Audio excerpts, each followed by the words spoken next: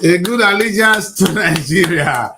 Hello, good morning, and welcome to this wonderful edition of Wake Up Nigeria on Srtv. Of course, this is your popular face. I don't tire for this face, this old man face. This is Daddy Chris, and I'm here with somebody today. You've seen him display, you've seen him perform. He's sitting right here with me. His name is, you know the name, eh? Sometimes this Father is easier for me to pronounce than the other one. But you know what? I won't murder the name this morning, but I'm going to put it out there. Yeah, this is Ilerayo Fadeni. Fadeni. Yes, Fadeni. You're welcome to SRT. Thank you. Well, first, let me congratulate you on your well-deserved award. You were named the most gifted music of the year by SRTV. How are you taking that in? Well, it's an honor and it's a privilege to showcase my talent, and I'm very grateful for And that. you actually perform. And no. The first thing that tripped me personally was your performance of the new national anthem. Because the old national anthem, now the new national anthem, and that's what we saw now. But you're good with the hands. How do you do that? Well, I've been playing the keyboard for 19 years now, and I was actually born and brought up In the keyboard family. Yes.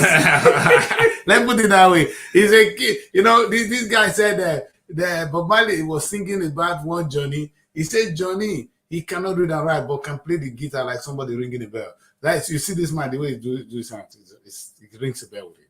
Anyway, please tell us more about Ilerayo. What do you do? What? In fact, you're more than a musician. Is there any other thing to what you do? Well, I am into music fully, and aside being a music performer, I also direct choirs and have worked with various communities. And also, I am the CEO of Heritage School of Music. I have a music school where I teach people, where I impart my knowledge, into especially the younger generations. Very important. Very important. Okay, so if you're a young man and you are in Manchester or London, hey, you better get your hands twisting, because then you can do it the way he's doing it. Anyway, it's so really nice to have you in the studio today. We will be opening the show and we'll be closing with you. But this is Wake Up Nigeria, and the country called Nigeria is what you have rightfully glorified. We've honored it, we've done our own bit.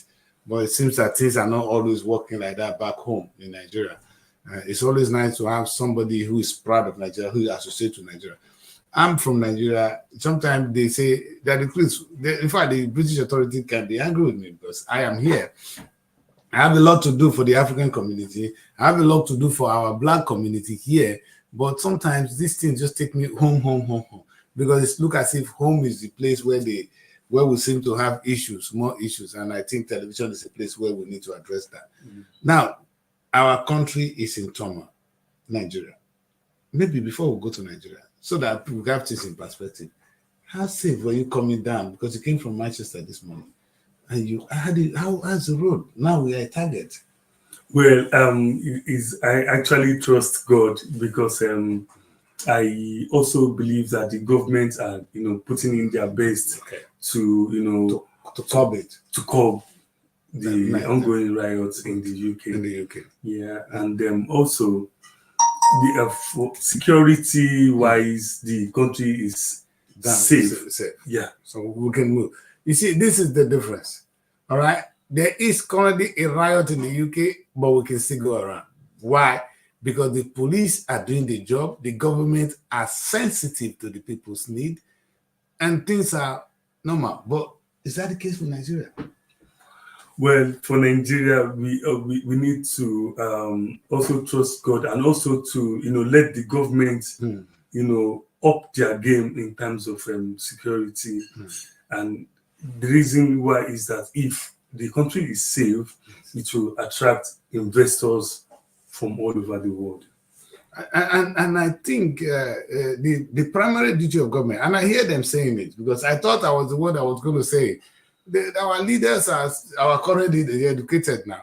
They say the primary job of government is protection of lives and properties. That's number one.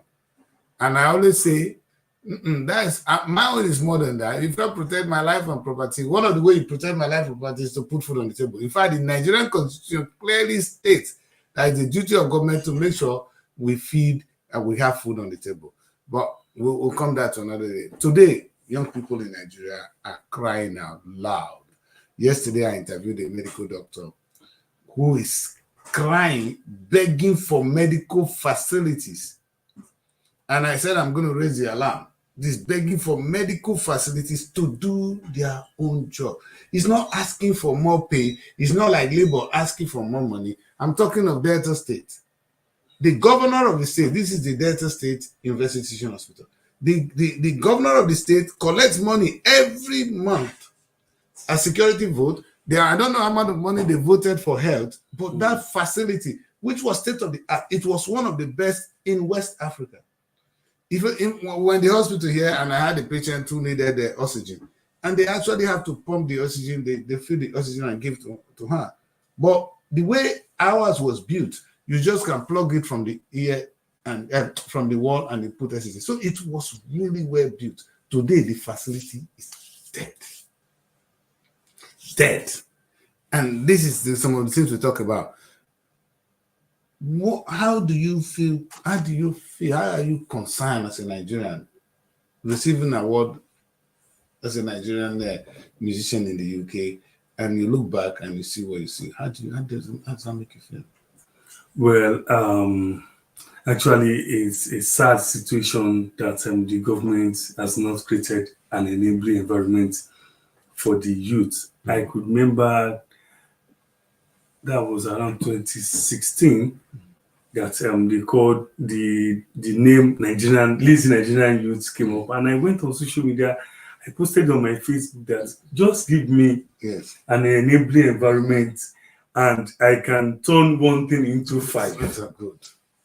And that is what you see, this is the thing about us, if we say we are blessed, sometimes they think it's the oil.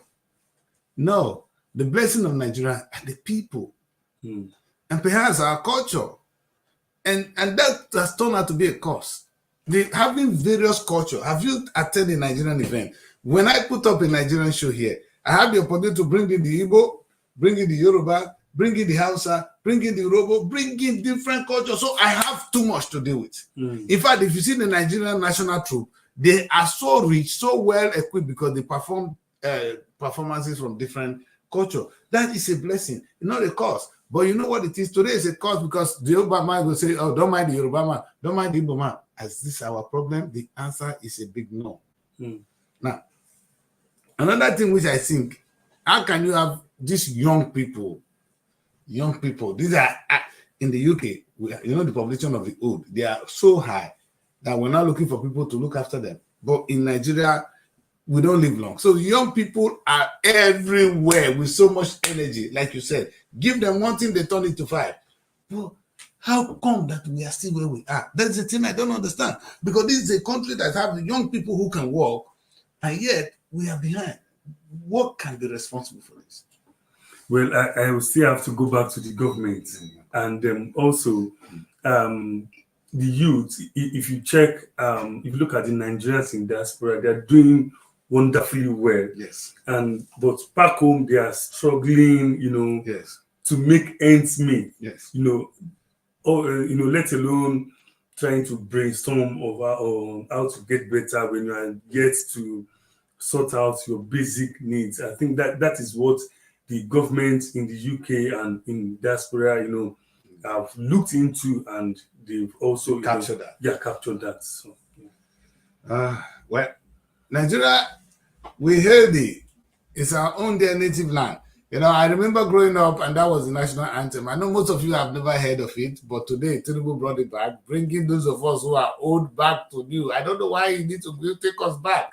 We thought we'd be moving forward, but who knows? Maybe there are one or two things we really need to take from that.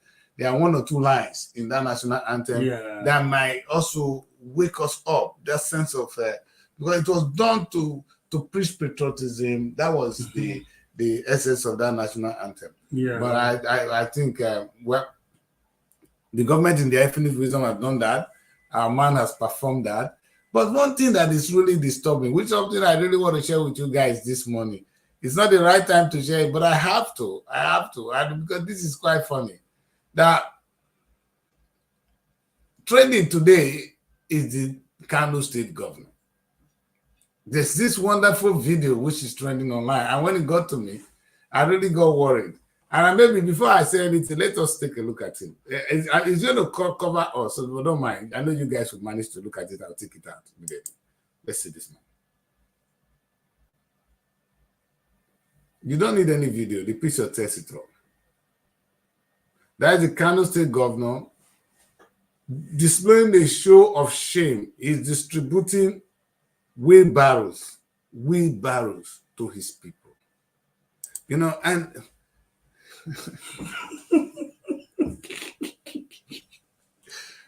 OMG, wheelbarrow. That's what you say. That's the empowerment. I thought I was a madman. My governor in those days, he would train people on how to become tailor, not fashion designer. Because there's a difference between fashion designers and tailors. And you know what he did? Okowa went and he bought a lot of what you call coolers.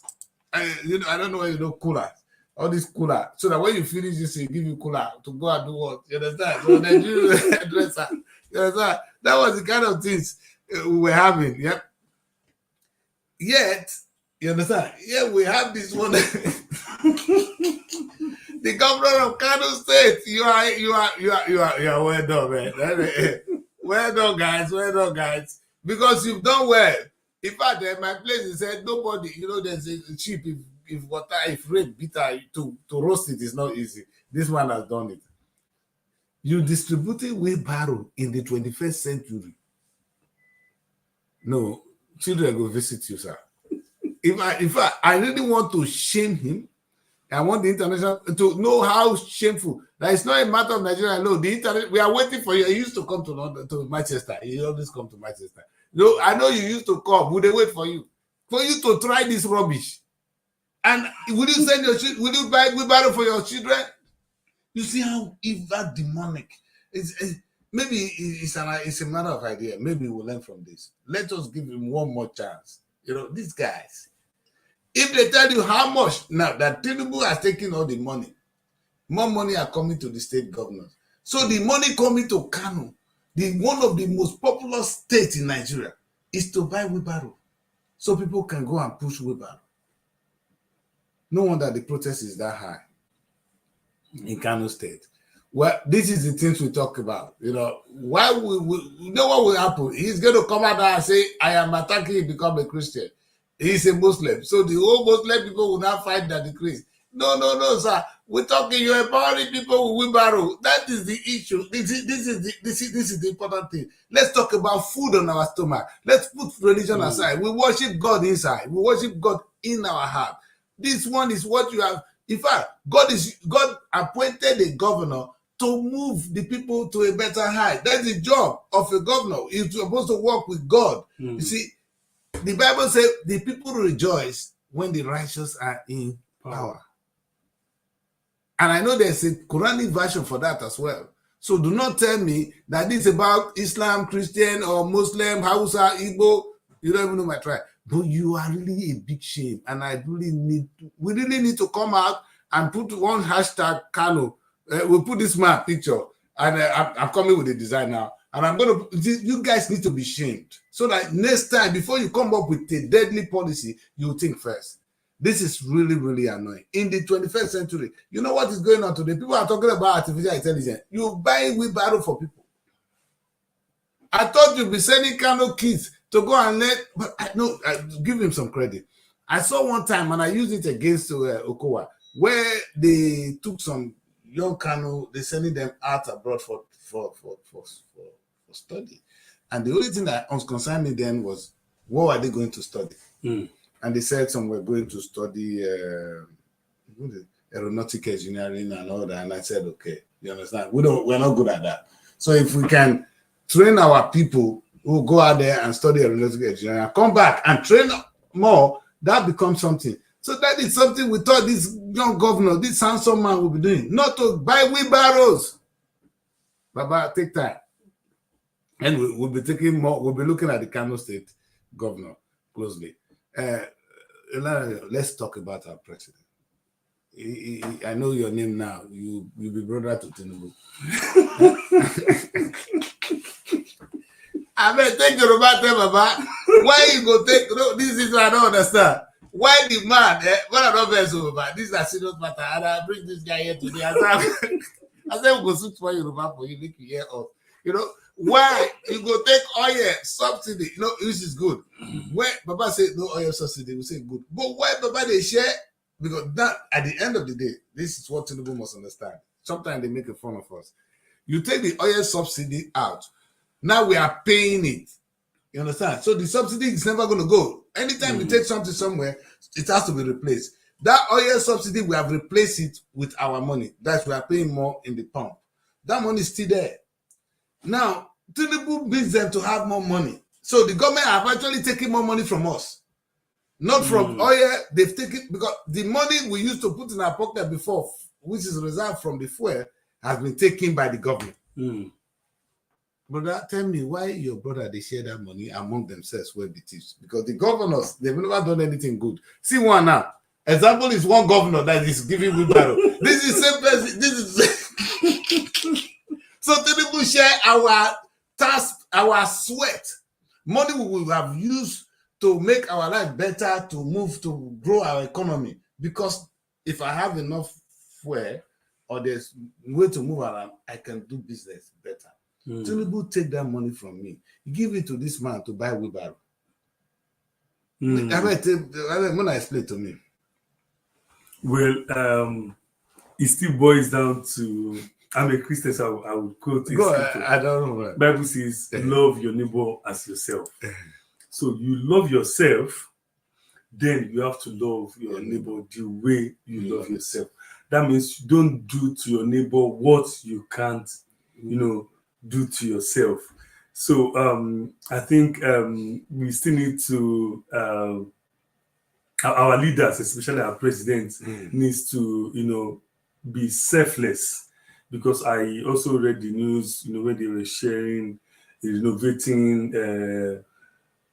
vice president's apartments with billions of naira and all that. The money, the total student loan. The student loan they gave out, the money they used for the vice president house. Look, it's mockery. You understand? It's a mockery of us. You understand? And I like what this young man said here.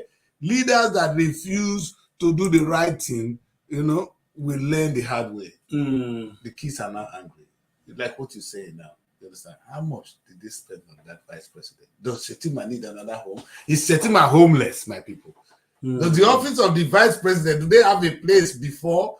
In this difficult time, is it the right time to build a new home for vice president? To renovate? Tinubu's wife came to office. She got 1.5 billion to renovate the office of the office of the first lady, which is a dormant office in the first place. I never see what that woman do since she entered there. 1.5 billion. And now, Srtv, how much? Baba will not know how much they spend for president. We know that the president, Baba himself, they get new jets, private jets, in this difficult time. When Tinubu say make we put more, make we tighten bet so that we can put some money. No, because sometimes Tinubu want to say, oh, it's the governor that are doing this. No, I want to focus on him first. Which responsible leader, Papa today, children they hungry, go see they buy new aeroplane and the children not get food. Take your Baba, Baba. No, not be English. Take your Baba, Baba, say, sometimes these things is no joke, man. It's scary. Now the young people are out there. They are protesting. Thank God they are not rioting. In the UK, there is riot. In Nigeria, it's still a protest. And how come that we cannot, as a people, hold it together? We just one people, one black nation, the biggest black nation on earth. Nigeria need to wake up Tinubu is the father of the black race. Maybe he doesn't understand that. Let me put it to you, sir. Nigeria is the biggest black nation on earth. Every other black man look onto Nigeria. And meaning you are the father of the black race. Not only Nigeria now, the black race. How many population are we? Baba, is what you're doing, does it make you feel good? Because sometimes maybe we need to remind them the kind of responsibility that mass, whatever you guys do, affect black people around the world, our image. In those days when we came to Europe newly, they would just see us, Eddie Murphy, because Eddie Murphy has made us proud. You understand? Now, what would people say about Nigeria? Thieves, corruption. And these guys, they come here, they bring our money, spend it here lavishly. We're all proud to be Nigerians, but we need to wake up. President Tinubu has not behaved as a father, especially in this difficult time. We pray that, Baba, in the next, and you know what's really surprised me? I was not even going to indict him that much until he came out and began to attack these same young people who are on the street as if they are his enemy. How can you make your children your own enemy? The people on the street are your children. How can they be your enemy? Or you come out and talk tough as if you are talking to your political opponent. It's the most shameful thing President Tinubu has ever done. Maybe he should have kept quiet as he's been quiet. The man didn't want to say anything. So maybe he should have kept quiet. Because coming out to say that alone, because I am a father. My children, they vote against me. That, Baba, we don't want this. We are hungry. And I say, yeah, now, you know what? They beat me too. I will take back. You talk to your children in a way. And that now, if we do this, we'll get there. Then children will say, oh, Baba, don't do this. Oh, Baba say, if Tinubu, imagine now, if Tinubu make mockery of this whole thing, say, okay, children are on the street. Me, I see carry my small mat. I go on the street and I sit. Camera will follow me. You understand? Children, I understand you. You know, the camera will just be saying to you. You don't even need to say anything. Children, I understand you. Today, we're gonna do things differently. Let us all go home. And now we're gonna walk. We're gonna make the governors walk. Only one speech. Everybody, the thing would have died down. Now you come out and you speak tough. Who are you fighting? Your own children? Who is your enemy?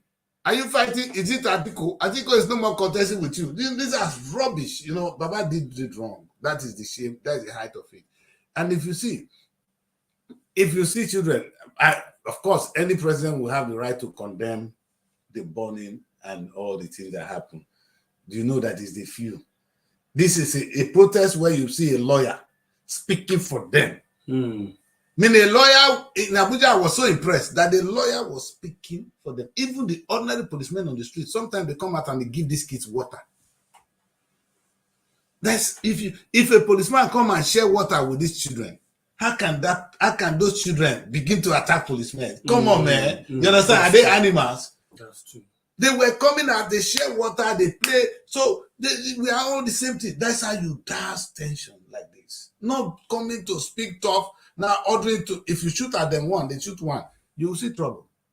The riot always happen when you shoot one, then one of them is got angry, they're going to come out and anyone, if they get a policeman, they get anybody, and that's how the riot will start. We pray it doesn't result to that. We all love this country. We're not going to see, I'm going to read some of the comments here. I know, okay, where's them? Okay, where the let's take a look at. I know some of your people are here.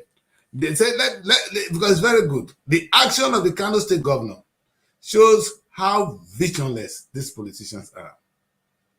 Even the aid, they spend so much money to appoint lacks. They spend money they lack direction, vision and direction. Or how do you explain this foolishness? It's a good question. There's no explanation for the activities of the governor. I'm sure he has withdrawn his. He will take his wheelbarrow to his family, to his village. First, we will tell him make share among his children first before he share for us. No, this is evil. This is evil. This is evil. This is evil. Anyway, as we move on this show today, I want to have a good time with Mama. So I want to celebrate the good side of Nigeria. All right. So let's take a look at the music industry. All right. That is what makes us happy as a people. If you guys allow me, let's leave a little bit of politics. Let's leave them, Baba. Baba, the country would I think because on a good day, the only people that brought glory to Nigeria today are the musicians. The musicians, the filmmakers, and the fashion designers. But listen, let me say this before we dwell on music. I'm looking for the right fashion person to bring you here. I didn't have anyone on this show. There's a guy we gave one award. I've not seen him. But fashion makes more money for Nigeria than music and film put together. If we develop our fashion industry. In fact, this cloth now will be made of Nigerian fabric and it's going to dominate the world. The boys are so talented, they're coming out with different carving. In fact, you know when you are sewing clothes to suit you, we just go and buy and we're trying to fit ourselves. Nigerian tailor will do it to suit you. And that's his unique skill. And that is an asset we have today. So I want to say kudos to the fashion designers. So sometimes we neglect you guys. We know you guys are making a lot of money and you're doing a lot of good things for us. But today, let's look at our music. Big boys. Well, all I can say is thank you for what you guys have done. You guys have made us proud. In fact, I see the way you use your hands. I'm wondering, where is this man's hands coming from? Just for you guys to know, let's take a look at him. I'm going to play the video up to 4 times for this show, but take a look at this again. He's played the Nigerian national anthem. This man with me here, his name, don't see him. Let's see him again, one more time. Listen.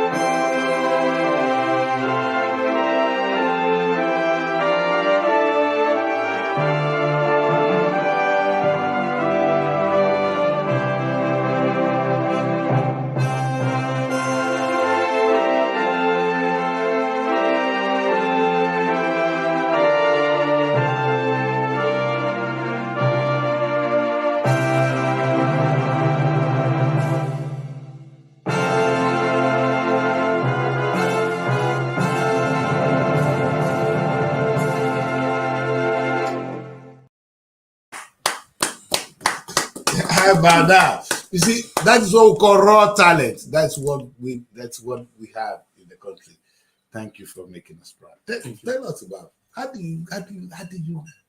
this all come about?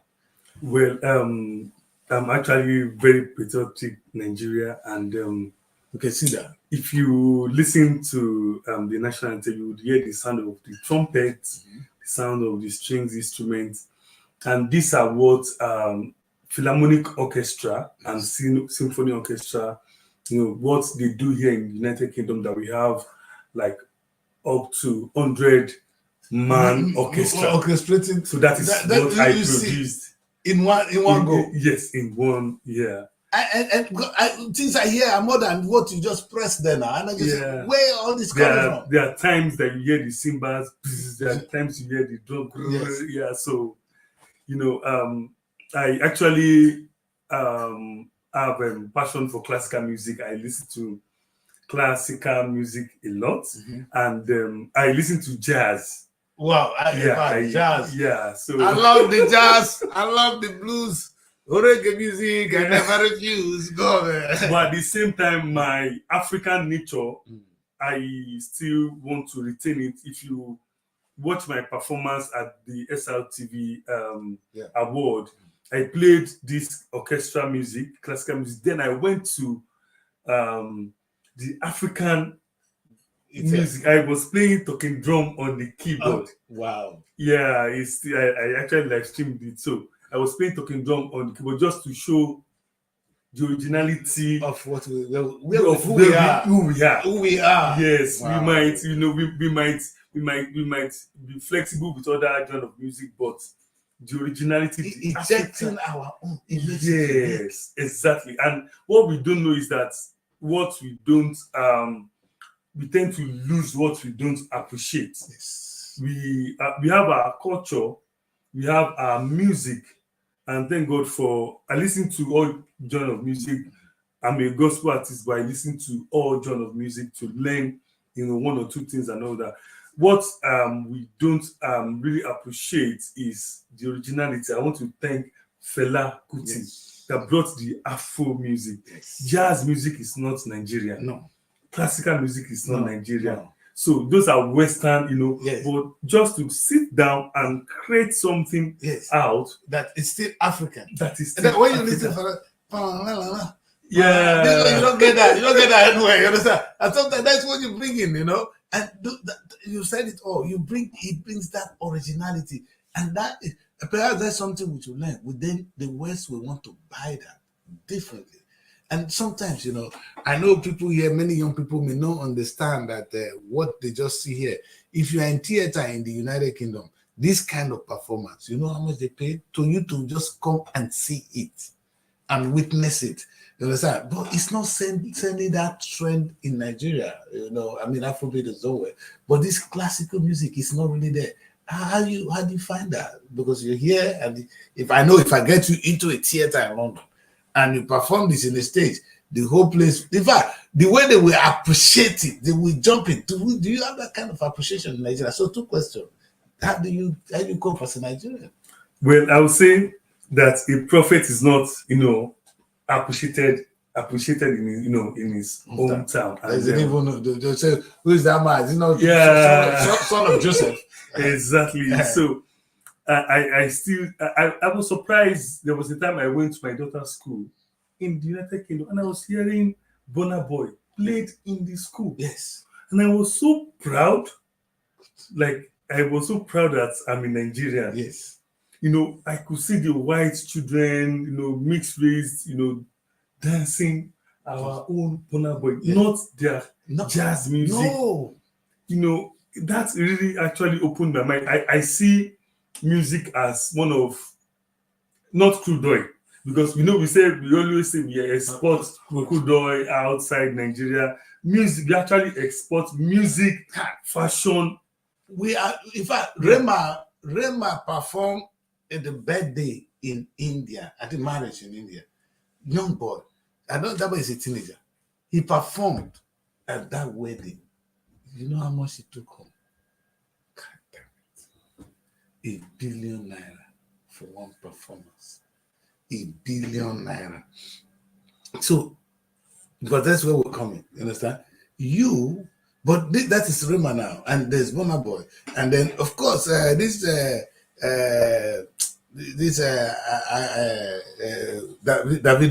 Davido is another character. Sometimes you go out there and you are now in big shops. We're shopping in Enfield, and I hear a music from the radio again, and I say, is that not Davido I'm hearing? I hope they pay our due royalties to these guys. Then they're gonna be loaded soon. That's how much this music is now doing well. You understand? are we really taking advantage of this? Because that is one Nigerian part, one part of our talent exploited. You understand? And this one, government has done nothing about it. It is young people who are out of difficulties. You know, when Mike Tyson said to his son, he said, I want to be a boxer. I said, you cannot be a boxer. He said, why? He said, because you didn't grow up on the street. We went into boxing because of the difficulties, the hardship. You know, we were ready to fight. You can't fight. You went to the best school. You grow up, they take you here and then you fly here. How can you fight? It's not for people like you. It's for people that grew up on the street. So these kids, they came out with this music out of difficulties. If you look at the background, other than Davido, none of them have a great background saying my father is rich, my brother is rich. No, they know their survival. My life depends on this. And they went into the studio and they were saying things that are real because this is their real. This is where I grew up. This is me. And that reflected, it affects their music and it becomes original. The world is resonating with it.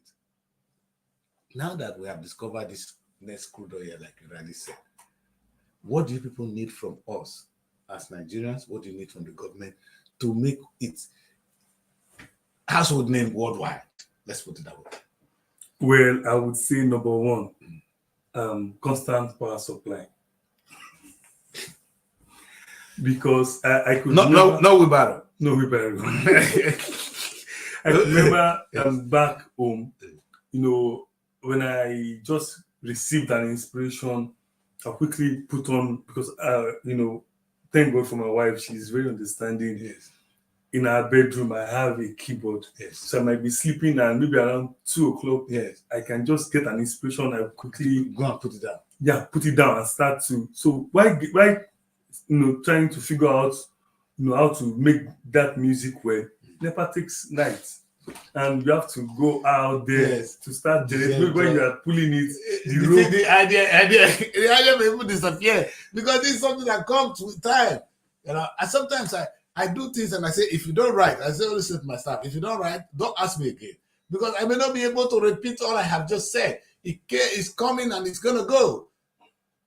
And that's power supply. Yeah, so power supply, you know, when the maybe generator, you know, refuse to start and you just have to go back to bed, and that ends that inspiration. You might not be able to, but here, when you wake up around 2 a.m., you can still do whatever you know. You are not limited. Yeah, no, so no light. Yeah, no so light those especially for musicians, because we make use of power supply, studio 24/7. And you know, so those I will still implore our government to create an enabling environment. We have many raw talents in Nigeria. We have people who like you said, you know, when I was learning how to play the keyboard, I actually have a passion for it, and I took it as my life depends on it. That's it. So I give it all my best. All my best. So, but when you give it all your best, but you are limited and you are restricted by the environment, you know, you live in, you want to sleep well, mosquitoes are singing their own national anthem. Just it's kind of difficult. I know the mosquito national anthem. You know what? When I went to Nigeria and I said to them, listen, I said to the mosquito, you know what? I don't know. I found myself in Sulele that night. And I called my friend here. I said, listen, I've made a deal with the mosquito. I said they can suck me. They can bite. But they shouldn't be singing the national anthem in my ear. That was a small problem for me. If they bite, it's fine. I'll find a way to treat it. But the national anthem, it was and that would have been solved. No, but you know how many things you see, talking now. 3 problems have been identified only with electricity. It talks enabling environment, people may not get it. With that one, somebody that wake up with a talent is safe. It's not lost. Imagine one tune like that is one that can bring in billions. Michael Jackson was making all the money for the United States then, anyway, because of music. And that is what we have the opportunity to achieve today. So if the children cannot have a place where they can sing, and they are singing, the light goes off, and some of them cannot even afford a generator. So in these days now, the technology is quite simple, but without the generator or without light, they have to go and look for generator. Now there's no fuel. Tinubu, you take the oil subsidy away. May God bless you. Anyway, that's one thing we should know, but that is one. Yesterday, you saw a medical doctor crying out loud here on this show saying, without this, we cannot save lives. Some of the things they used to have without electricity. Now, the cost of electricity in Nigeria, now we don't have it. The cost has tripled. Something they were paying some 17 million has gone to 40 something million. Where do they raise that kind of money? A poor hospital. They cannot charge a normal rate like the private hospital. So private hospitals are surviving while the states are not surviving. And it's not, from what I saw yesterday, I didn't want to go along that line with the guy because the medical doctor. I wanted to ask him, but why don't you charge more money? The question is from whom? The other Nigerians who cannot feed, how much is he paying? If you don't have conscience, that's when you will charge that kind of person, that kind of money. Then the person will die. Meaning, if you continue to charge less, there will be those facilities will continue to die. Government need to intervene. This is the irony of it. This is the fact. It's such a shame. Now you look at how beautiful you can perform. Look at the beauty you can do. If you were stable in Nigeria, you probably won't be here. And the problem is this. Now you brought this talent to the United Kingdom. Yeah? You're here. If you are home, 2-3 kids will be with you, learning directly from you. Mentorship is different. You can't mentor everybody online. You understand? When you mentor a child who comes to you daily, you tell him discipline. There's a things you do. He will learn from your way of life. That is when you say I'm mentoring somebody, other than teaching the person the skill, he will learn. He will learn the discipline, the things you do that makes it to work for you. Those are what children learn from. You are here. These skills will be transferring it to British people. Our kids need this. They will not have that chance. That is one of those disadvantages when the government does not keep people like you at home. But we hope that Tinubu will speak Yoruba for us today. Time you reach, Yoruba. We're going to turn the show to Yoruba so that we can talk to you. So that maybe that way we can understand what we're about to do. Well, so back to this music scenario. 2 things I really want to look at. For those of people out there, they hear Burna Boy, they hear the hard beat, but what you perform is alien to them. You understand? Only when they go to church, that's when they hear this kind of music. But this is raw, amazing music. How do you feel? Does it make you want to go and perform, want to go and sing, go and do that, or you are comfortable where you are? Well, for music, you have to keep on learning more, but you also have to specialize, in a particular field, when people can sort out for you anytime they need, people on that expertise. Exactly. Yes. So, but I can play different kind of music. I can play hip hop. It's just that for now, I stayed away from the normal secular music. Because of religion? No, not because of religion. Because of some of the lyrics are very, very, not encouraging. Some of the lyrics talks about sex. Some of the lyrics talks about money and intimidation. Some of the lyrics talks about. Some of that doesn't make sense. Right? Yeah, I'll give you one. There's this song that says, "If you don't get money, hide your face." That's actually lower, your self-esteem. So I listen to music because I'm a musicologist. When I listen to music, I listen to both the lyrics and the beats and everything. So I had to actually choose the one that you're comfortable with. Yes.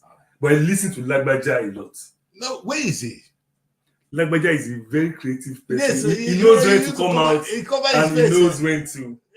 Yes. He's always a hidden man. Yes. Has he ever revealed that's his face? But I know him by face. You know him by face, yeah. Okay, Lagbaja, the way you take hide from us, we don't also, but we need you back. He's another talent in the Nigerian music scene. Quite doing great then.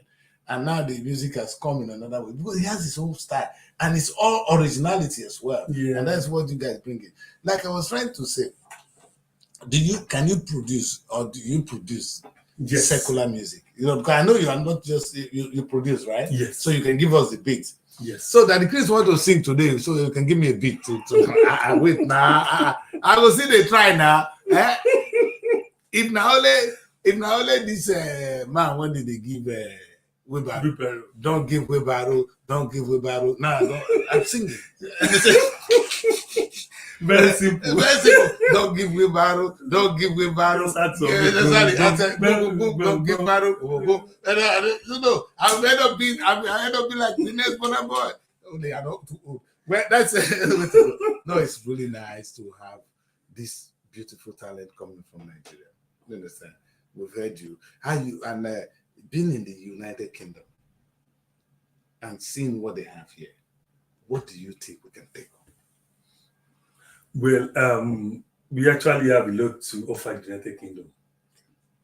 The reason why I say that is because we listen to their pattern of music. Yes. Then we introduce ours to them. We modernize it. If they want to say in their language, they will say modernize. In our age, we say it's an addition, but really we adding value, a different spin into what they have. But like what you did now, you bring in the African spin into jazz. Imagine, I mean, jazz is originally from us, but if you now put this to it, where you go, right? So yes, tell us a little bit what we offer in UK and what we can take home. Well, what we can take home here is number one, they are very patient in learning whatever they want to do.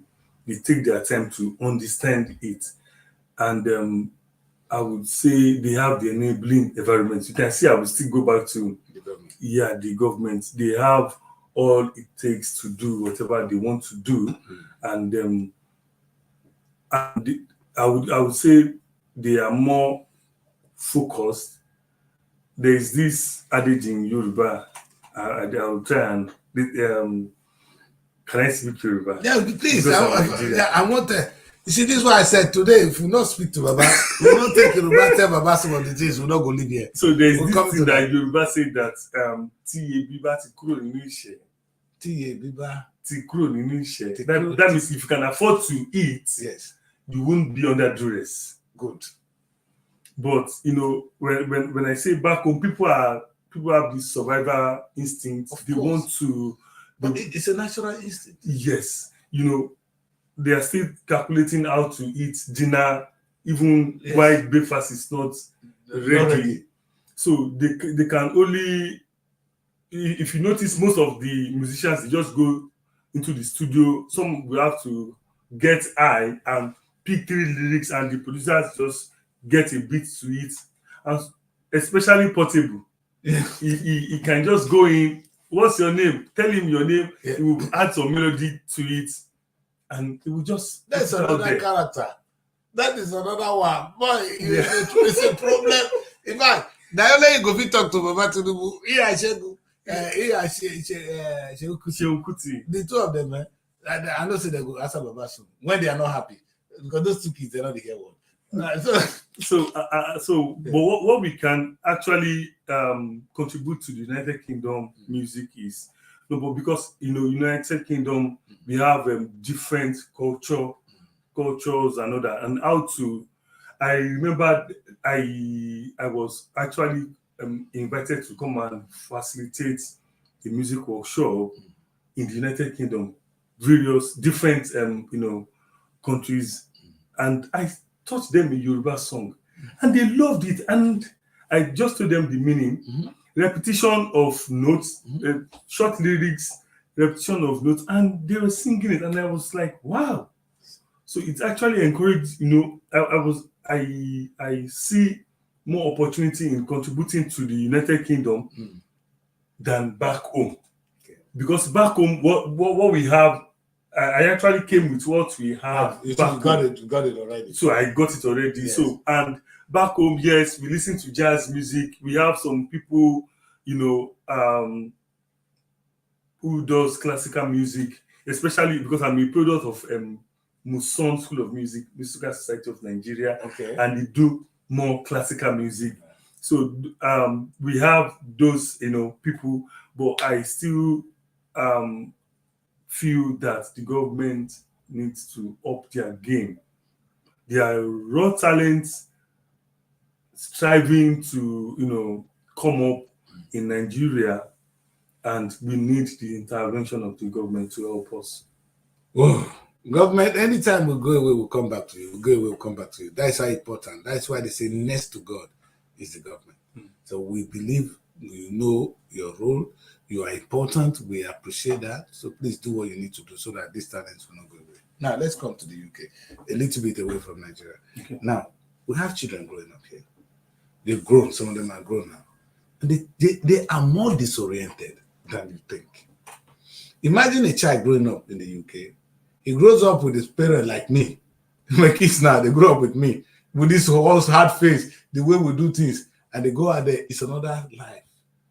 The child is trying to cope with the home, the Nigerian home, and the British soft society. And they go to school, the teacher teach them another thing. So that child is struggling to cope. Now, one of the things I would have loved to offer my kids would be your skill. He might go and learn the British music. Adding this to that would have been a big plus for me. Now, as it is, maybe I sound to be corrected. Do we have the Nigerian as a society where this kind of skills can be passed on? I know individually are doing it, but do we have an association, a gathering? I was trying to talk to the Nigerian embassy about this, you understand, where Nigerians actually meet, not to just meet and say, let us do end of year party like they do in my place. I don't do such place. When we meet and intentionally come up with a strategy to empower our kids here, come up with a strategy to beautify our lives in the United Kingdom. Have you seen that? And would that be helpful? Because what I'm really looking for is how you pass this knowledge to our people, our young people growing up in the UK. But that's actually my passion, and I would say in the UK, my target is actually children of migrants. Okay. When people, arrive the country, they are still trying to, settle into the system, trying to understand how, the system works. The work pattern here is different from wherever they come from. Yeah, but especially in Nigeria, we shut our office by 6 o'clock. Yeah, exactly. And the office stays till 8 a.m. But here, it's running 24/7. And such parents might, let me use the word, neglect, of course, their children, because they are trying to, fit into the system before they can feel, fall back and all that. So such children should be engaged positively. Else, if they go into the streets, there are lots of distractions out there. And the only way, to get them in is to engage them with music. And the way I actually teach music, I don't teach music in a serious way. I've used that word. Yes. Yeah, not that they would see me as one. Formal. Yeah, they see me as one uncle. One uncle is here. Let's quiver and let's do whatever he asks us to do. I've raised musicologists. I've taught children. I was in Amsterdam last month, and I visited some students that I've taught over 15 years. They were very young then, and when I saw them, so I see it as an opportunity to pass the knowledge to them. That is one, to get them engaged, to get them out. Even if they will be in the street, they will be in the street musically. Yes. Yeah, they will be able to use their influence. Once you have it, it's there. Yes. It's something. It's something you get something in our DNA. Just when you learn something, when you learn a skill, God created us with a natural DNA. Then we inject some of these things into our DNA. And once it is in you, it cannot rest. If you not learn how to sing and you can sing, there's nowhere you go, you will sing. Exactly. It will come out. You know, even if you wake me 2 a.m., I would still. You will do this. You understand? Yeah. So that is how good it is. So that's why. Anyway, so please tell us what method of how do you, like you said your teaching method is the soft one, or perhaps a little bit more informal. How do you carry the kids along and then still maintain that that authority? Now, there's a movie I want to make at the moment, which I said I don't want to leave the secret out. But let me just say the title. I'm not your friend, but I'm friendly. So I use the word, I'm not your friend, but friendly. You understand? So sometimes I do that at home with my kids. I'm not their friend, but that is friendly. You understand? Because I really want them to know that the difference between me and you is to guide you to where God wants you to be. I'm your God on earth. God has appointed me to guide you to be somebody great. And I'm not going to do that if we're friends. So I am guiding you. I'm your guidance. So we're not friends. But I do it in a friendly way. I care about you. I show you love. But that is to some extent. When you cross the boundary, you get the treatment. You understand? And I can't wait to make that movie, because I think every parent will resonate with that here. Because this country, every time I say, hey, you can't touch me, you can't do this. No, in this house, you can't be touched. In this house, let me touch you. If you like, go outside. But yeah, let me touch you, you understand? So that is how we go. I know these kids, they don't like it, like students. When I'm coming, you know, actually, this man is here again. He said, I don't do this. I say, here, this I work. Well, how do you maintain that authority? Well, children tends to be, very reserved when they see a new person. Yes. What I do first is I establish relationship with them. I make them my friend. Okay. I make them my friend to the extent that they don't want to offend me. Once they cross the line, yes, and I tell them I'm not happy with you, yes, I would say virtually almost all my students have gotten to a point where they have to cry for friendship. yes. Because when they come, I don't make them see it as, back home when we were being taught mathematics. Yes, if you pay the K where you will get the lunches you get with send the message. So I let them know that mistake is allowed. Yes, sometimes if they are trying to get some things on their instrument and they are not doing well, I will tell them that sometimes I ask them questions that you are trying to play this thing very fast. The day you were born, were you fed chicken? No. So you started by with breast milk, then you graduated. So when I tell them that, it makes them just calm down. So that's so sometimes I engage them, I ask them. I don't see children as back home they say this is a small child, doesn't have. They have the same. We adults make mistakes. So if I can still make mistakes, I should expect that. Yes. So I just make them understand that. Don't worry, we are on a journey. That is one, and I am here to guide you. Feel free to make mistake, because if I tell them don't make mistake, they'll start making more. Of course. So feel free to make mistake, and I would correct you. Take it easy. Take it easy. So you're on track. So they get, when I do that with them, they will be very free with me, and sometimes, in fact, we bond more than learning musical instruments. And that's something I also learned myself. Sometimes I say, oh, I'm in a hurry, I'm late. But sometimes just say, no, Daddy, please stop. It's not late. You're here. Now you start. Don't rush. You don't need to be there now. You're here. But don't even try to speed it up. Keep going. You will still get there. And I end up actually getting there before everybody. And that is something that it's never late. If you can start now and don't procrastinate, start now. But take it. Don't beat the pace. Go with the real pace. If your body says you can move faster, fine. But finally, let me ask this before we're going to go into the other part of the show. Is if I want to send my child to you, how do I do that for training? Even if I want to learn, because it's yes, not only I teach adults. Exactly. In fact, back home, I taught an 80-year-old man, and he was actually getting it, but creating time to practice. So if I said I want to teach you now, yes, you have lots to do, and you have to put practice. food on the table. Yeah, and another thing is that more difficult to handle. Yeah, but for children, while making friends with them, I have my rules. I tell them all my students practice not less than 10 minutes every day, because I know what you do every day, you get better at it. So I do give them that target. Every day you must practice for not less.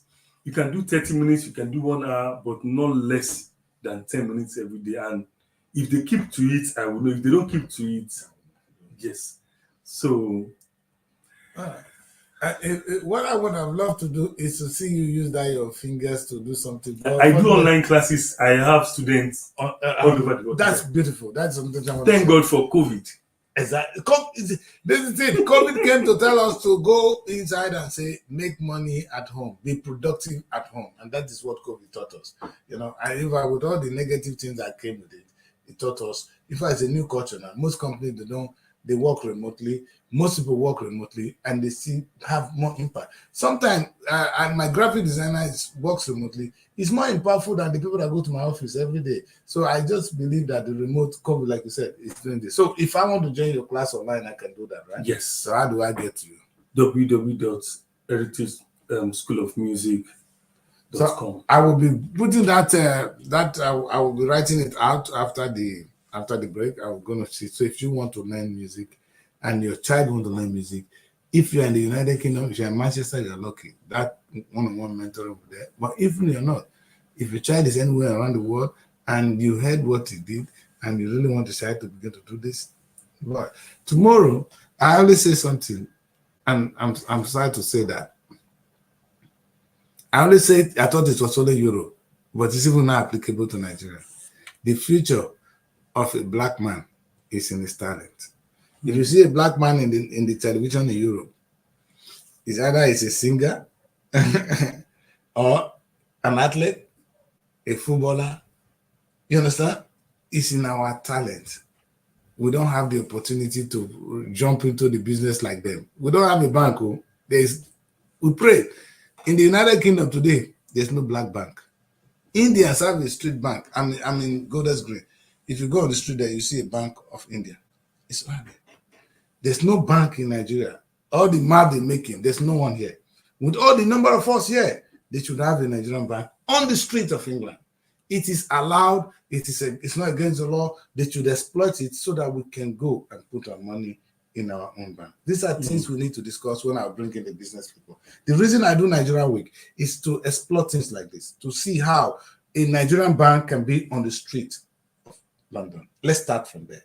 One, not to put it in banks. I know all of them, they have one place they call bank. Everybody can put a bank there. No, in Golders Green, and I'm saying this, you see Bank of India. Why? Because that's where people can come and do business with you. Even British people who cannot get other bank, they will come. If people are doing online banks these days, if you bring Nigerian bank here, you'll be making money and you'll be making pounds. So these are things, and you'll be creating jobs. What you see in my vision is that Nigerians should take their own share in the United Kingdom. You understand? The Indians have done it. They've produced their prime minister. We're going to do that. We should have our own bank. They have a bank. We should have, we should be there. We have all the potential, and no other country will do it. No other black nation is qualified to do it better than Nigeria. So when I say Nigeria, I mean Africa. But Nigeria must take the lead. We have good banks in Nigeria today. We're making a lot of money. I don't like your rate. You don't go to try it here. But if you're here, you make genuine money. In fact, Tesco, Asda, I want to say a Nigerian man. Only one. You understand? And so that we can make money. I believe that the white people came to Africa, they saw money. They came, they stayed with us, they make money, and they took home. They didn't hate us. You understand? Even taking us as slaves, they wanted to make money. They want people who work for them for free. So come here and do the same. Do good business, make money, and take home. They won't fight you. You understand? There is hardly a place Yeah, I used to live in Tottenham. You see the kind of different food they bring. Turkish food. They have a depot, some Greek food. If you see the depot, you will run. But thank God Africa having depot now. But hey, we need to be on the street. We need to have a big African shop on the street. Not the, you see, when I say now, there are African shops in London. These are not African shops. Those are mushrooms. You're sorry, guys. You understand? When you talk of a shop, you talk of Tesco, where people go there and shop, and where you can go and eat Nigerian food. You can have it all. If you imagine taking a place, massive, big shop, where one section will be Nigerian clothing, one section will be Nigerian food. You actually come, you buy food and take home, you eat there. You understand? And another section will be our bank. You see, that's a community. You'll be surprised how much that kind of investment will be making back for our country. And the level of employment it will give to us here. And above all, the sense of where I come from for my son. That's my concern. I want my children to grow up believing they come from a place. They have England for them. They still have a place. If they want to do anything, they should go there. And that is why this music is important. That's why I talk about movies. In terms of movies, that's my area. We young people here growing up who want to become filmmakers, they can hardly succeed. Not because they don't have the talent. One, there's no industry for them to tap on. Yeah. And I say to them, Nollywood is there. But it takes a lot, to sell it. Because if they make a film in England, the question, who are they going to sell it to? They begin to look at the white population who may not understand their story. If today, in the United Kingdom, we are being attacked for the action of a child, which is wrong, what the child did is wrong, but we've been attacked for it, you understand? And that's to say there's still gap, there's still misunderstanding. We are not all one. It's not perfect here. So a child is growing up in that society. That child is black, he's born here. But he's wondering, why am I being attacked? This is my home. But it's a wake-up call. It's not really, it's your home, but you have a home too in Nigeria. I don't want to say it's not your home. I don't tell that my children that. But there's a home where you will not be confused, where everybody will be like you.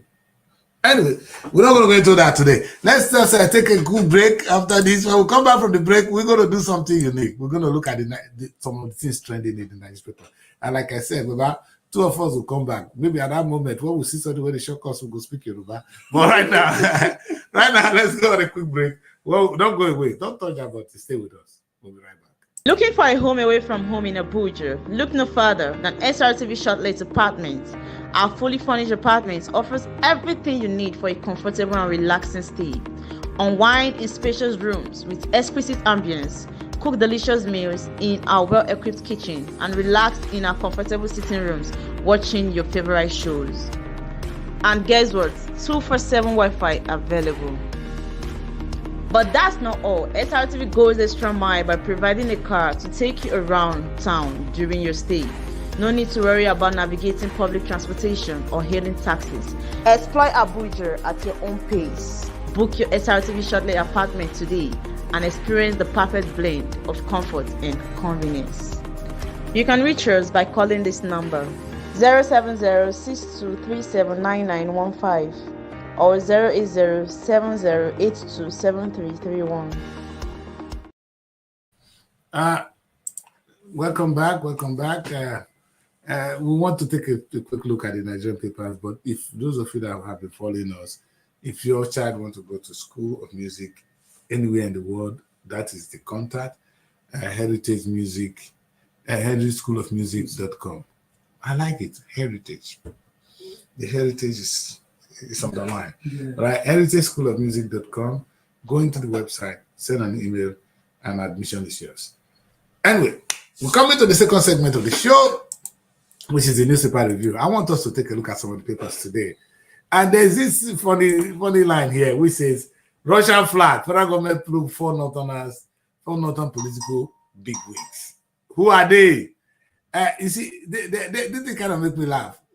Is it really against the law to put on the Russian flag? Is it they call it treasonable felony? The lawyers know what to do. I need to understand it a little bit more. You understand? You see, sometimes this goes about between your right and right against the state. When you do something that does not harm the state, you're not trying to take over power. You're displaying the flag. Yeah, maybe I don't. It's a very thin line. In one way, you are. It's like me flagging Nigerian flag in the United Kingdom. Is that reasonable felony? But maybe if during riots you see them putting all kind of placard, is that reasonable felony? I don't understand this. So, but what's your take? Well, my take is I will say an adage that if I will say it in Yoruba. And, Good. they said there's this adage that says Ijade ni orin jowe. I might be singing, in a proverb, proverbial way or so, and but it would not make any meaning to you except you have an argument. Yes. If I go on my status and say and just put, I can just write anything. You might not, Be anything. But if you have an argument with me, yes, you begin to make yes. So yes. because when I saw that flag, I've been to Netherlands. It was the same color. Yes. The other the other many countries that countries use that same.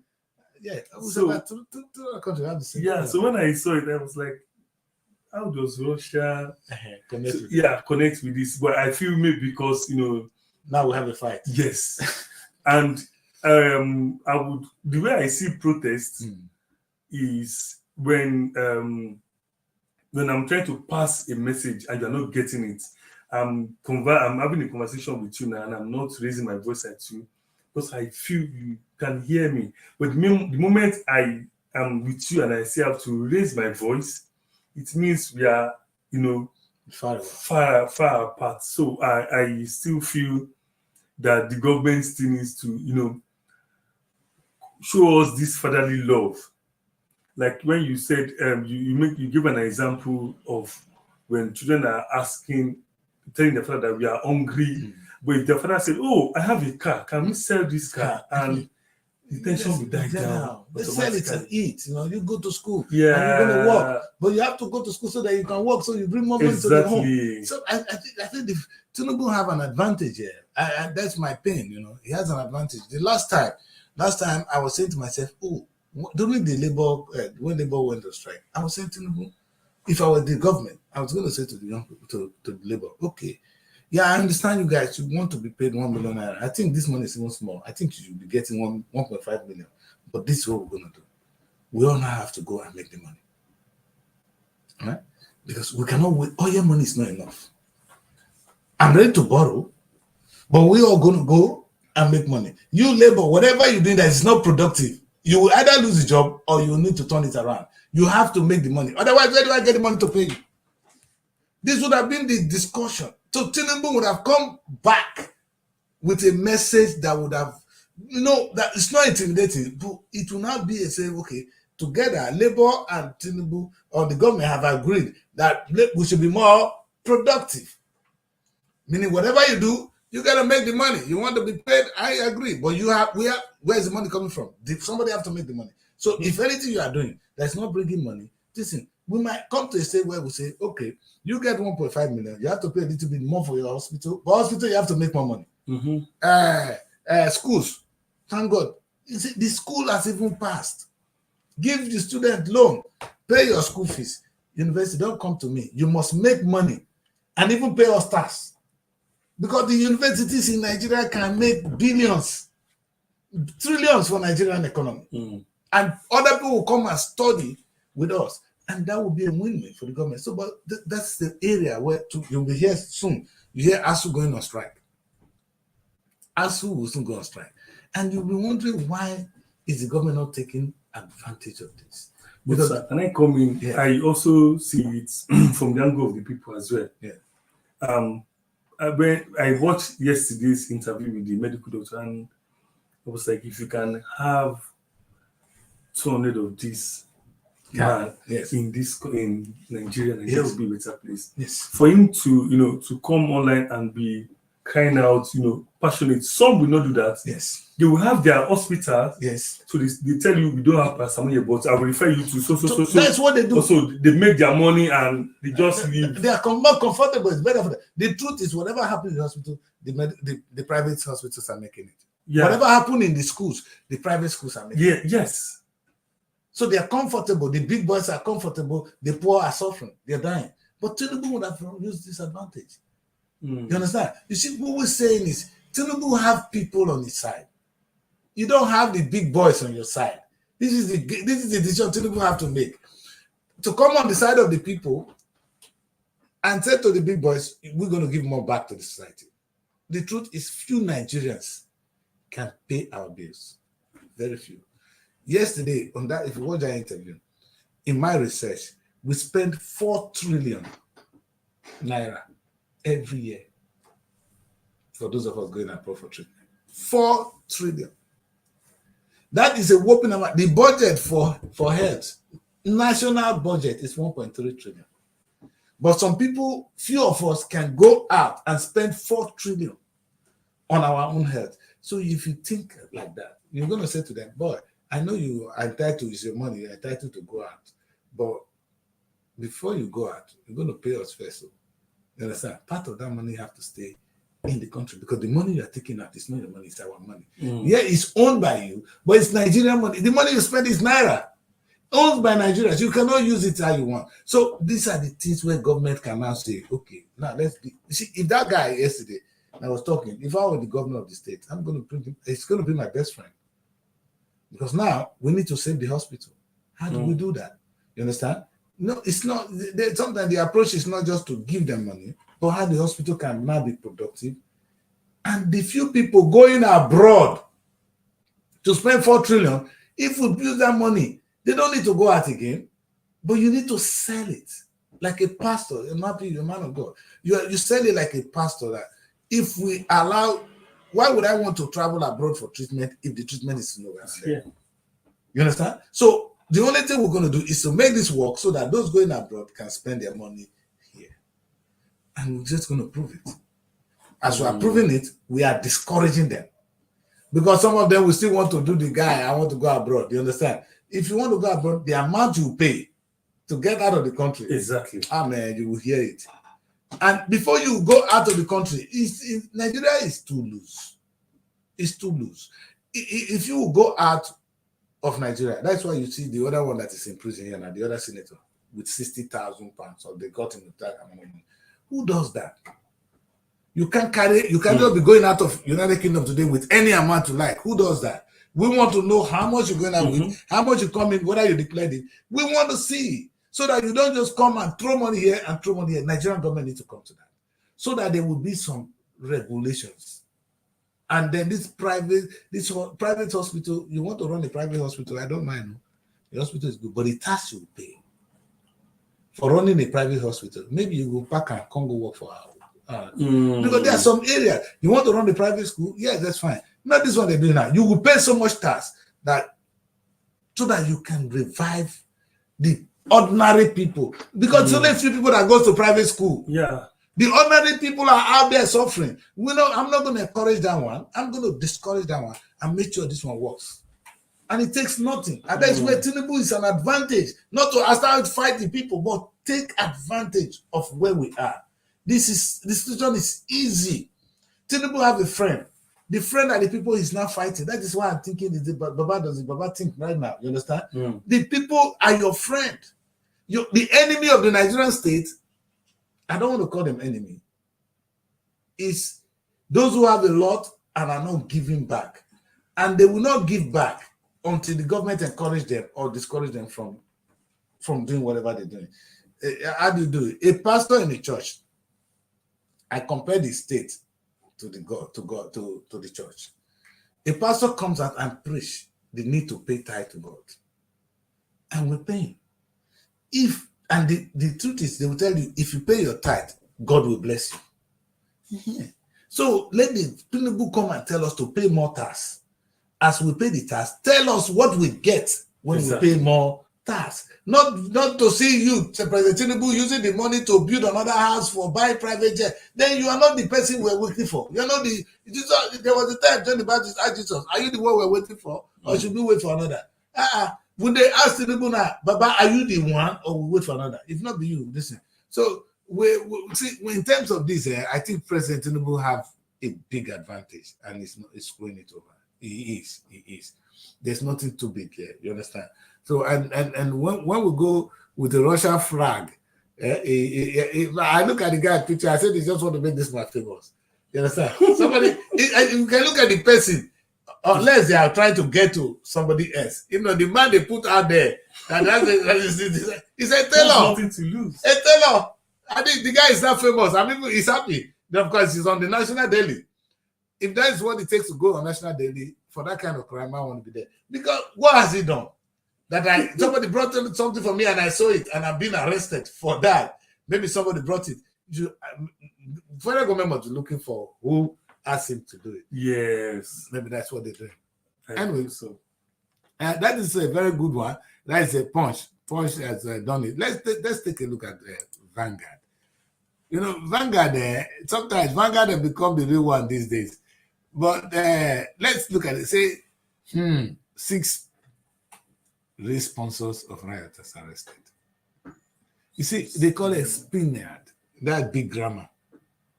Real sponsors of rioters arrested. You know, good. Are people sponsoring this? What is their aim? See, this is the thing. When we don't live in reality, unless somebody will convince me, maybe there are people sponsoring it. Yes, people make this riot to happen. But this riot, is it the right time for it? I would say yes. People, is there difficulties in the country? Do we have electricity? No. Tinubu, you came in, you took out oil subsidy. Now people, you using the same money, you're sharing it among your government. You said people should not come on the street. If I have money, I'll sponsor a riot. I'll sponsor a protest. The truth is, these people came out protesting. They've not rioted. There's no riot in Nigeria. I've not seen one. You understand? What you call a riot? Come to England, you see what is riot today. They burn it, they go into individual home, they destroy banks. That is a riot. In Nigeria, I saw them destroying I saw one ugly image. They were destroying the office of the APC. But these are political targets for the ordinary person, not a politician. It's not a PDP man that tell you go and destroy that place. We know you use our money. You are from APC. This is the structure you use to destroy us. We will attack it. It's a layman thinking. The structure might not be our problem. We just use it as a sign. And it will happen. Does it make it a sponsored riot? Do you really think somebody sponsored this riot? Let's well, from my own angle, I would say a date was actually fixed. Who fixed that date? If they had, come out and maybe on a normal day, yes, and something happened, like SARS erupted exactly from the killing. Exactly. But this one was it was planned. Fixed. It was planned. Yeah. And the government were aware. They negotiated with the government. They told them we're going on a campaign. So the government they are not denying that some set of people actually said enough of what you're doing. We want to come out. But who are they? We don't want them to be scapegoat. They might mean well for every one of us by just saying that government, we want things to be done differently. It doesn't make them to be rioters. They have the right to protest. There's two different things. The day that was fixed by people who wanted to legally protest and they informed the government. Are they the rioters? No. So because now we don't know who the government is attacking, who they are saying that is the rioters who must die. So we want to be sure that it's the rioters that they are targeting here. Vanguard, when newspapers don't talk like this, we don't know who they are after now.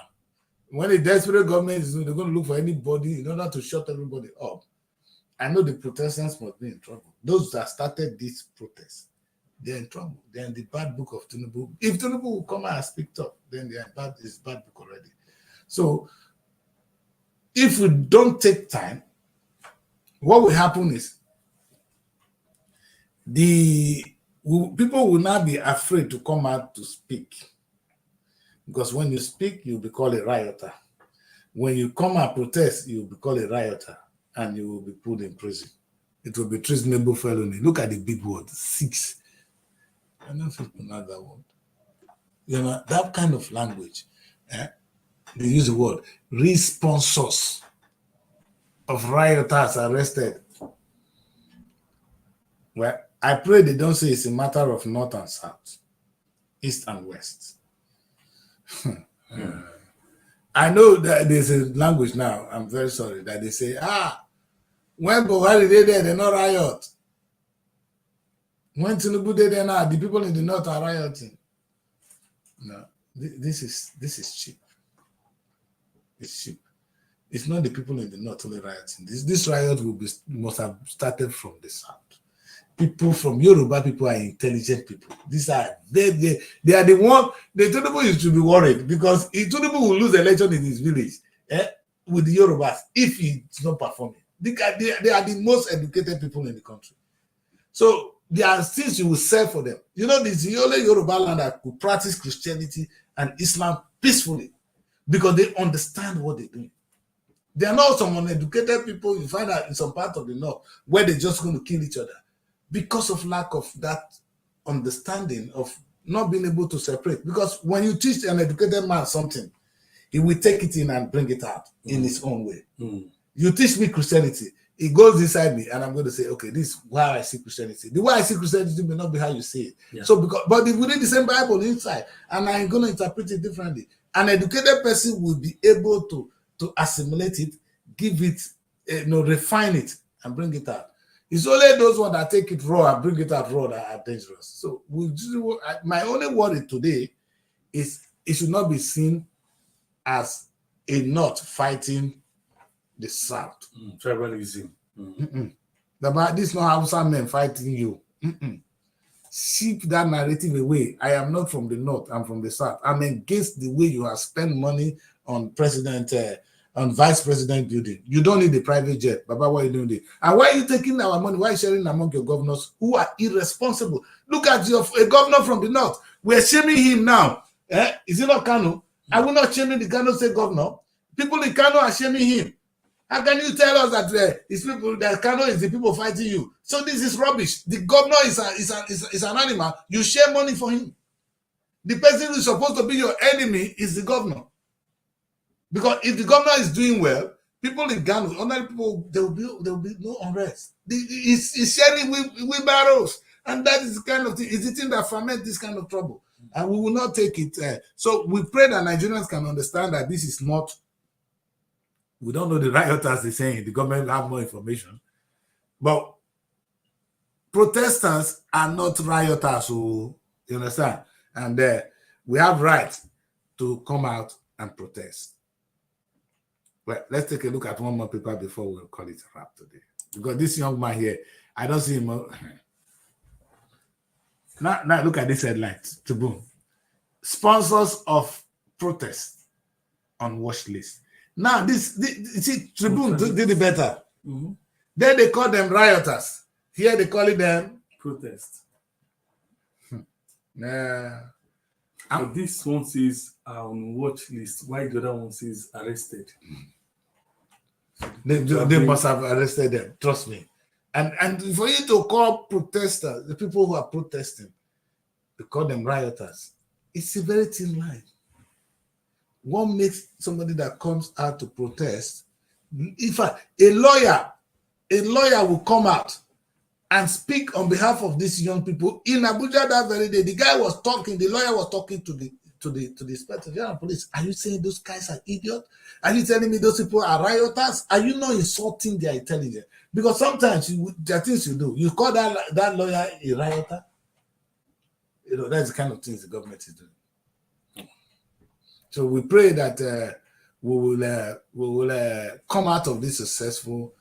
I believe that the uprising will bring out the peace in us. If we suppress peaceful change, violent one will come. This is good. It's good for people to come and express their anger now. Don't let it get to a stage where they say, hey, okay, let's die. Because this is what happened in the Middle East. This is where riot come from. Israel say, Palestine throw one missile, it killed 2 people. Israel go, they throw another one, it killed 10. If I am a Palestinian, I come home, my family and my children, my everything don't go. I'll go and fight Israel. As I'm going to kill another Israeli who is really passionate to want this war to end. I go kill the family. He go say, you understand? The cycle will grow. The government need to douse this tension before, if you kill the protesters and they begin to kill this and they kill this, things will go out of hand. That is, if not, protests always end peacefully, unless when it is done. Of course, we know hoodlums will always want to do what they do. There are some people who are hungry before. You understand? And I say, government, I will be playing it down. You understand? Those people who are looting, tell me, wait, Chief, which person when don't eat belly food, they broke into shop, they go take, you know me. Who? In fact, sometimes you say there are some class of thieves. You call them criminals. Yes, I know. What they did is criminal. But classify this kind of criminals. Somebody that break into a shop, all he can see is Indomie. And he take Indomie, he's running home. Is that a true criminal? No. That's a hungry man. Especially if that hungry man goes for hungry man Indomie. Exactly. So let's give him the punishment of an Indomie. No. I sometimes I wonder, President Tinubu is listening to us. I only want to say, I think you go take it over answer. Make I take English talk about there you go help me take Yoruba talk. Tinubu, there's one man called Governor. What did he name?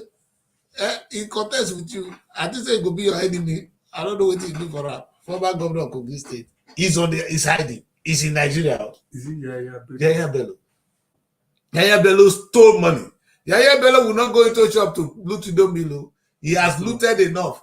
He's there. Baba, you know if you call a criminal. You've not come to make a statement. Oh, Yaya Bello. How can somebody that went to steal Indomie be your criminal? That's the thing I want to ask. I don't know which language will take. Tell Baba. You understand? This is important. Let us put our priority right. We need to cap on. We need to really focus on people like Yaya Bello, so that the resources will be out. So hungry people will not come and hijack whatever we're going to do. As long as there is this level of poverty in Nigeria, anything you do will always be hijacked. There will be people who will come out tomorrow, whatever, if you do the election, they will hijack it because they are hungry. Any opportunity to there's lawlessness, they will break into any place. They are hungry. You understand? But no reasonable man that is well to do will break into a shop. It will not happen. Even the people breaking into shops in London, you see, they're the poor ones. The ones they were asking one man that they say, why are you angry with the foreigner? He said they come here to take all the jobs. Then the journalist was asking him, if you go to hospital, the person to save your life is a black man. How do you feel? Will you be angry? Because black people are saving their lives. We're working in hospital, saving their life. That was a very big one. So maybe we should ask ourselves that kind of question, Tinubu. This man that you call a criminal, how much is he stealing? He don't mean. I beg. When I leave me alone. They said they broke into a shop. The last one, I saw this big news that they went into the shop, they were looting rice, bag of rice. Are those people criminals? Come on, man. Stop insulting criminals.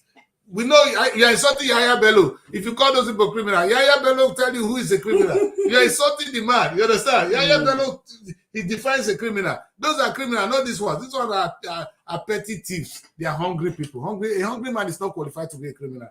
There was a day we were talking, and sorry, I have to name my guy name now. You understand? And the guy was saying that, I don't want to be like Iborio. Iborio when they do this and that. I said, but you see, Iborio when they carry go here, go do this. But I said, boy, but you're not qualified to be Iborio now. You cannot qualify to receive Iborio punishment. You see, you have to grow to that level to be able to face. Who are you? We don't need you. You're not a problem. So you get to be of that class to face that and to be in that kind of news. You understand? So you to be insulting the body with that you want to be, he's in that level. You are here. You cannot be compared. So Yahya Bello and somebody that went to loot rice, they are two different people. So don't insult Yahya Bello. Don't call those people criminal. Yahya Bello is angry that you are calling people that are looting rice criminal. That is let's end the show there, my brother. Let's end the show by coming back to you. Hey, young man, thank you for making Nigeria proud in a land of where the Israelites will call it in another man's land. But this is a land where it's not our own, but you're here, you're able to carry what you have, and you're making Nigeria proud. We pray that God will give you long life, Amen, and give you health, amen, and continue to propagate the good gospel of the Nigerian state. amen. You know, I was looking, just as you know, I was looking for who's going to perform that national anthem. And they say, yeah, he's there. And when he came, it was all beautiful. So President Tinubu, somebody did it. He did it with pleasure, with all his heart.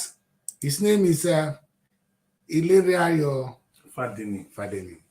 He performed the national anthem, the one you said we should perform. He can perform the oath, but this is the beauty of it.